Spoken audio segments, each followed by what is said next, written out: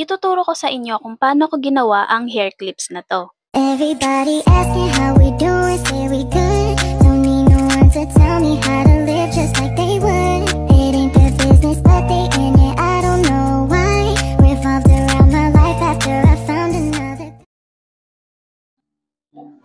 Hey everyone! Welcome sa ating pinakabagong episode, ang Crafting with Me, na kung saan magtuturo ako sa inyo step by step ng iba't ibang klase ng crafts. At syempre, kailangan ko ng suporta nyo dito para magpatuloy itong episode natin. Kaya sa mga mahilig magbutingting dyan or gumawa ng mga craft na mga kung ano-ano, at kung nag-iisip ka ng mga pwedeng pagkakitaan kahit nasa bahay ka lang, baka itong episode na to ang makakatulong sa'yo. At baka mahilig ka na talaga mag-crafting pero hindi ka lang makapag-focus kasi wala kang time. Baka itong episode na ang mag-push sa'yo. Kaya tara, dito tayo sa unang episode natin na kung saan ituturo ko sa inyo kung paano gumawa ng unique na hair clip. Mahaba-haba lang tong episode natin kaya kung interesado ka talaga, matatapos mo tong video. Pero kung inaantok ka naman na sa boses ko, pwede mo naman nang i-fast forward. So kanina pinapakita ko na sa inyo yung mga materials na kakailanganin natin. Ang gagawin kasi natin ngayon ay hair bow clip na may floral design. Kung dati ka pang nag-iisip na gumawa ng mga hair clips, pero hindi ka pa nakakapagsimula kasi naghihintay ka pa ng tamang time. Pero ako na magsasabi na huwag mo nang hintayin ang tamang time kasi ang tamang time ay ngayon. As in ngayon na. Kasi sa mga susunod na taon, unti-unti mo nang mapaperfect yan. Ang pinaka-importante kasi ngayon ay ang mag-execute. Hindi yung puro idea lang. So ayun, ang dami ko ng kwento. Sa bagay, nagsisimula pa lang naman kasi itong episode natin na to. At eto nga, tapos na akong mag-cut ng para sa bow natin. Ang tawag nga pala doon sa template na ginamit ko kanina ay thin metal dies. At yung machine na ginamit ko kanina ay craft body die cutting machine. Kasama na rin sa bibilhin yung craft body die cutting machine yung A and B na plate. Ang ginagamit ko naman na glue ay Zanlida E7000. Hindi nga lang ako gumagamit ng glue gun kasi makalat siya. Mas okay ako sa Zanlida kasi alam ko na matibay yung dikit niya. So ayun, pinagdudugtong-dugtong ko na yung mga dulo ng kinat ko kanina para magmukha na talaga siyang bow.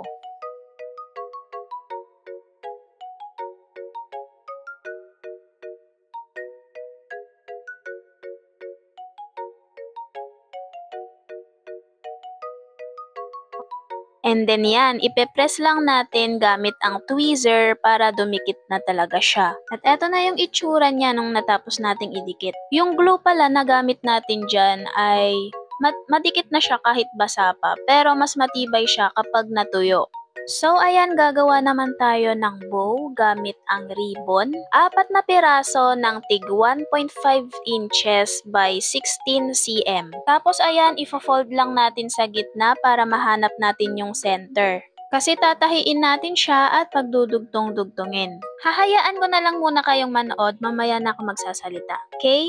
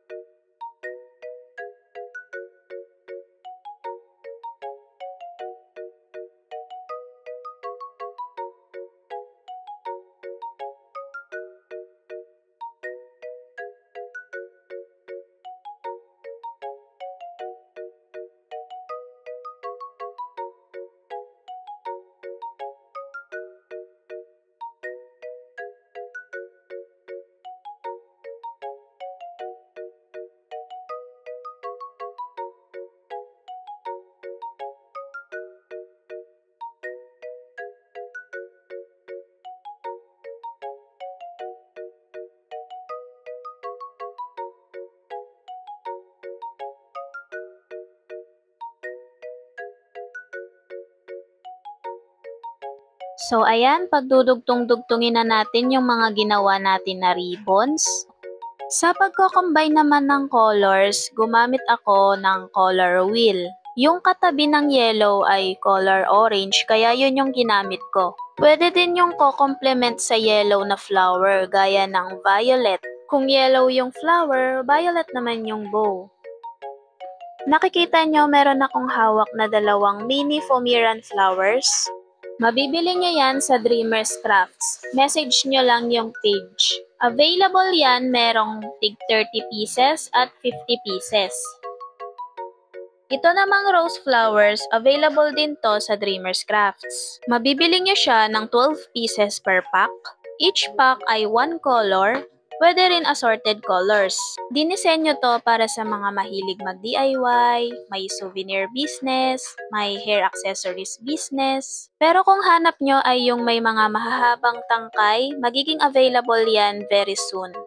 So eto na nga, pinagsasama-sama ko na yung mga Foamiran flowers, kaya merong floral wires yan. Pwede naman yan gupitin, depende sa gagawin mong craft.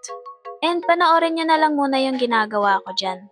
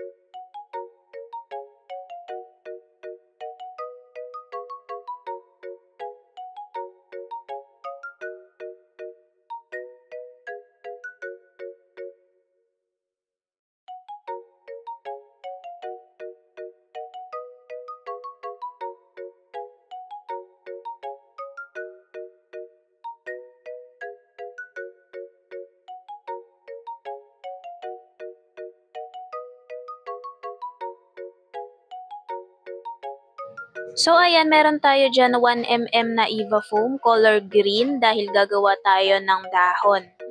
Ang purpose nito ay para makuveran lang yung mga nakalabas na floral wires.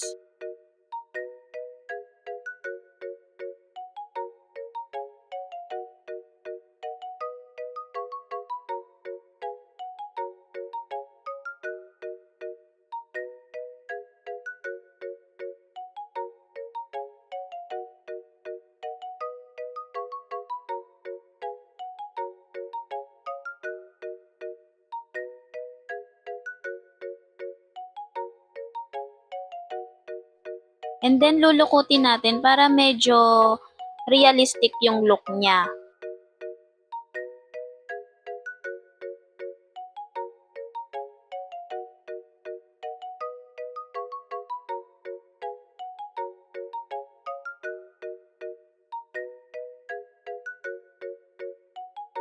Tapos ayan, i-cover na natin yung mga ginawa natin na leaves.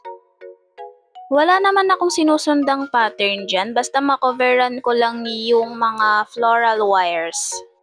Bale, may review pala ako sa glue na ginagamit ko ngayon. And habang tumatagal, may napapansin akong hindi maganda dito sa Zanlida. Yun yung nagiging yellowish siya kapag matagal mo na siyang ginagamit. Sobrang tipid nga nito gamitin nitong Zanlida kaya hindi siya ganon agad nauubos. Yun lang naman yung issue dito sa glue na to. Medyo pricey siya pero matibay. Yun nga lang nagye-yellowish. Fast forward na natin, tinatapos ko lang yung embellishment natin na flower.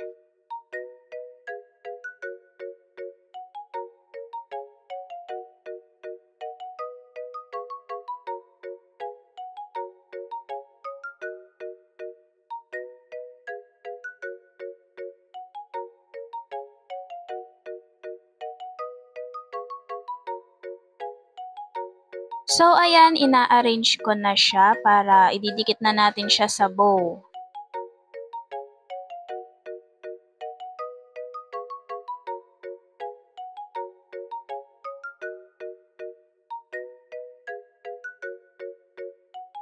At ayun nga pala, kukoveran muna natin siya ng ribbon sa gitna para ma-secure natin yung bow. At kahit matibay na yung glue na ginamit natin, nakadalawang paikot pa rin ako ng ribbon dyan.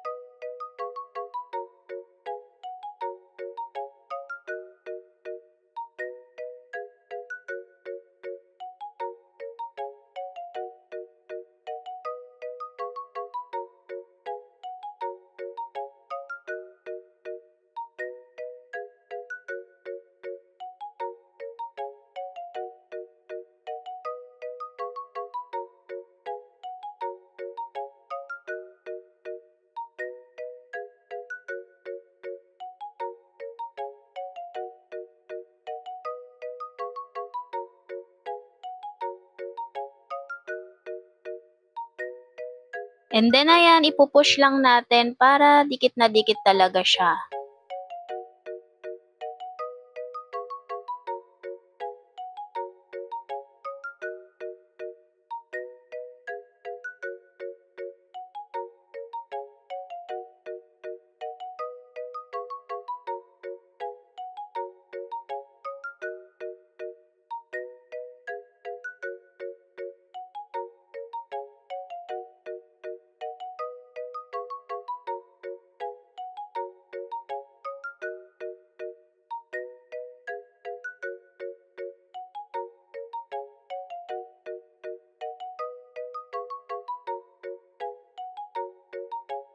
So ayan guys, malapit na siya matapos. Didikit na lang natin ito ng alligator clips. Yung size ng alligator clips natin ay 5.5 cm. At kinoveran ko siya ng black na ribbon. Pero nasa iyo na yon kung kukoveran mo pa or hindi na. Pero sa akin, kinoveran ko lang siya para mas presentable siya.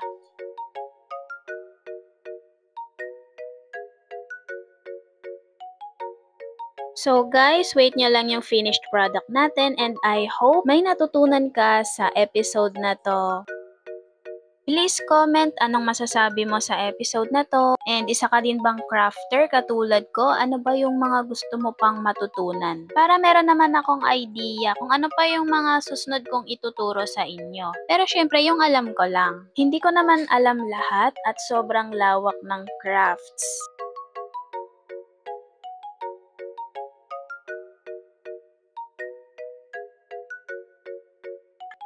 And ayan na, almost done. Please support this episode para mas ganahan pa akong gumawa ng mga videos para sa inyo. Yung simpleng pag-react lang, pag-comment, pag-share, ay sobrang naa-appreciate ko na po yun. Ito na yung finished product natin. I hope you like it. Bye-bye na muna. Ciao!